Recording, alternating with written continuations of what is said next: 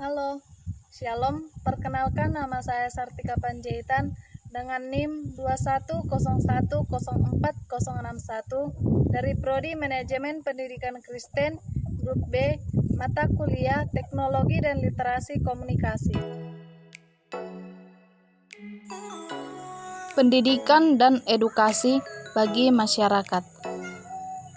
Pendidikan adalah pembelajaran pengetahuan, keterampilan, dan kebiasaan sekelompok orang yang diturunkan dari satu generasi ke generasi berikutnya melalui pengajaran, pelatihan, atau penelitian.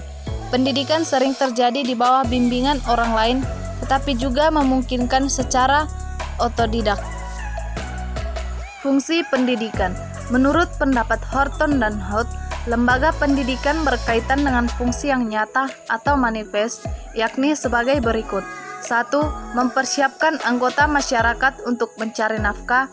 2. Mengembangkan bakat individu demi kepuasan pribadi dan bagi kepentingan masyarakat. 3. Melestarikan kebudayaan. 4. Menanamkan kemampuan keterampilan yang diperlukan untuk partisipasi dalam sebuah demokrasi. Menurut David Popenoe, terdapat 4 macam fungsi pendidikan sebagai transmisi atau pemindahan kebudayaan, yaitu 1. Memilih dan mengajarkan peranan sosial. 2. Menjamin integrasi sosial. 3. Mengajarkan corak kepribadian. 4. Sebagai sumber inovasi sosial. Edukasi adalah suatu proses pembelajaran yang dilakukan baik secara formal maupun non-formal, yang bertujuan untuk mendidik, memberikan ilmu pengetahuan, serta mengembangkan potensi diri yang ada dalam diri setiap manusia, kemudian mewujudkan proses pembelajaran tersebut dengan lebih baik.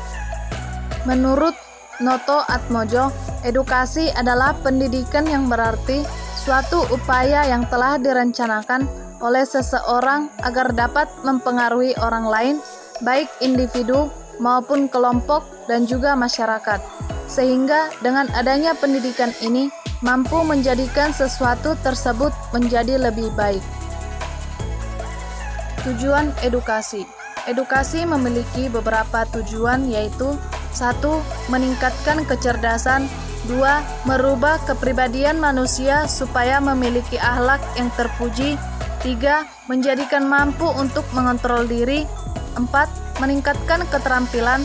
5. Bertambahnya kreativitas pada hal yang dipelajari. 6. Mendidik manusia menjadi lebih baik dalam bidang yang ditekuni. 3 jenis edukasi. 1. Formal. Proses pembelajaran ini umum diselenggarakan di sekolah dan ada peraturan yang berlaku serta harus ditaati ketika sedang mengikuti proses pembelajaran tersebut. Lalu ada pihak terkait yang mengawasi proses pembelajaran di sekolah. Di Indonesia, pendidikan formal yang bisa ditempuh oleh setiap individu adalah mulai dari jenjang SD, SMP, dan SMA hingga pendidikan tinggi. 2. Non-formal. Edukasi non-formal biasanya banyak ditemukan di lingkungan tempat tinggal. Contohnya terdapat tempat pendidikan baca tulis Al-Quran di masjid, lalu kursus-kursus yang banyak terdapat di lingkungan seperti kursus mobil, kursus musik, dan kursus lain-lain. 3. Informal. Sedangkan edukasi informal adalah jalur pendidikan yang terdapat di keluarga dan lingkungan sekitar rumah. Di dalam edukasi informal, terdapat proses pembelajaran secara mandiri dan dilakukan atas dasar kesadaran serta rasa tanggung jawab yang dimiliki. Hasil dari pendidikan informal telah diakui sama dengan pendidikan formal dan non-formal, serta digagas oleh pemerintah meliputi anak harus dididik dari lahir hingga dewasa. Pendidikan awal dimulai dari keluarga. Keluarga merupakan tahap edukasi yang sangat penting karena banyak anak sekarang dikarenakan keluarganya berantakan hingga sangat mempengaruhi pendidikan dalam sekolah. Manfaat edukasi. Ada beberapa manfaat edukasi yang dapat kita ketahui. Berikut ini manfaat edukasi adalah: 1. Mencerdaskan kehidupan bangsa untuk membangun peradaban negara. 2. Memberikan pengetahuan luas tentang apa yang dipelajari. 3. Mengembangkan kepribadian manusia menjadi lebih bermartabat. 4. Mengembangkan bakat yang telah dimiliki sehingga lebih berpotensi. 5. Memperbaiki kesalahan seseorang agar menjadi